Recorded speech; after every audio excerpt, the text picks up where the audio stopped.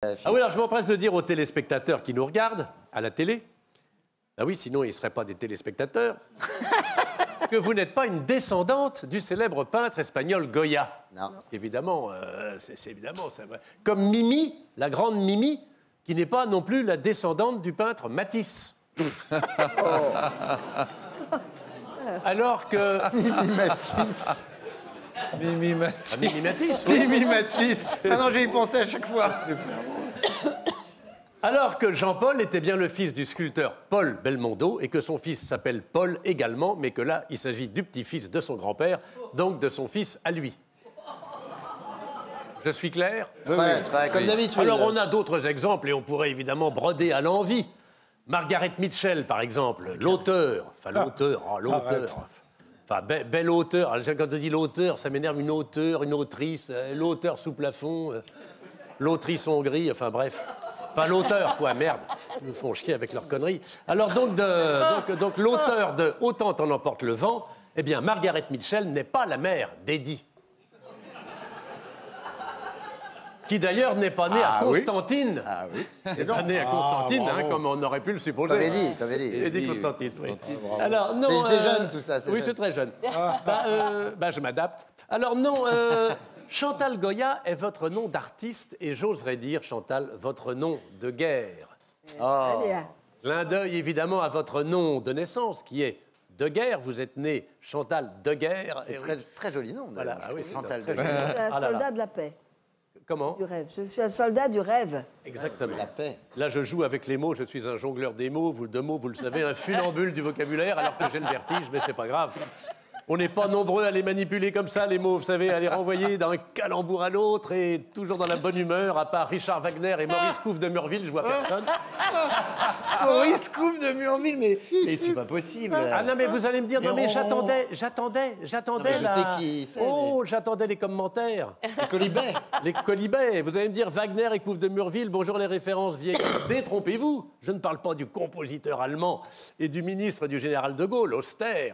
Non, non, je parle de mon ami d'enfance, Richard Wagner, qui est concessionnaire Toyota à la Garenne-Beson, et qui n'est pas le dernier pour la déconne, je le signale, et de mon vieux copain, Maurice Couve, qui élève des poules à Murville, un patelin d'Eure-et-Loire. Vous me direz, élever des poules quand on s'appelle Couve, ce serait bête de se priver.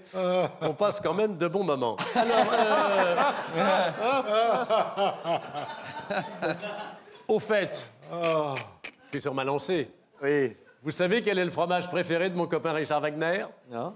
Ah, vous trouverez jamais. Ben, c'est la vache qui rit. Et oui. Oh là là. Richard Wagner. Ah, ça, j'ai eu 3 Ah secondes. oui, la chevauchée des vaches qui rient. Alors celle-là, j'ai mis du temps à la trouver. Chantal est consternée. Bien sûr, mais c'est normal. Mais c'est normal. Vous savez, Pardon, Chantal, c'est Chantal. une gymnastique, tout ça. On est obligé de la... Enfin, c'est un contrat.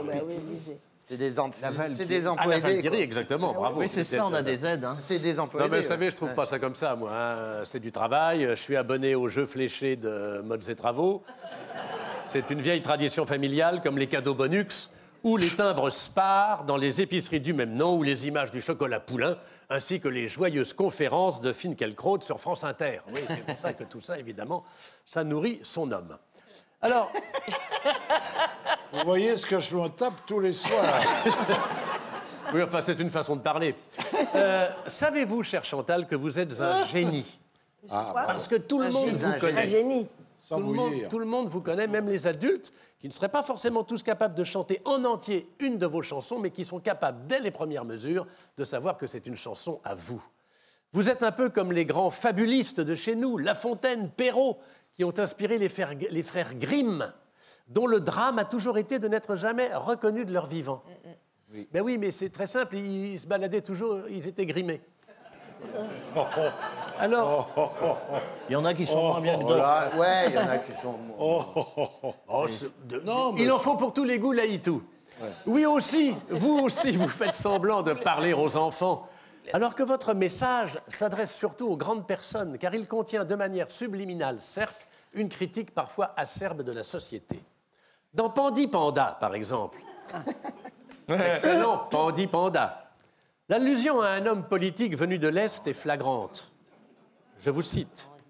Petit ourson de Chine, né dans l'Himalaya, avec ton costume noir et blanc, tu as fait rire toute la maison en faisant des bonds. Tu ne seras pas une victime, on te protégera. Pandi Panda. Ouais. Bah, c'est le portrait de Vladimir Zelensky, évidemment. Plus criante encore, cette ressemblance d'une femme politique de chez nous, avec l'héroïne préférée des enfants, vous allez deviner. Elle est née un beau matin dans un berceau de bois. Son père et sa mère n'en revenaient pas de voir cet enfant bien rose et dodu à la fois, avec un nez qu'on ne voyait pas. Ben, c'est le portrait de Mathilde Panot, bien sûr. Et la chanson s'appelle « Bécassine, c'est ma cousine ». Voilà, c'est tout. Merde, ben, bravo, Philippe.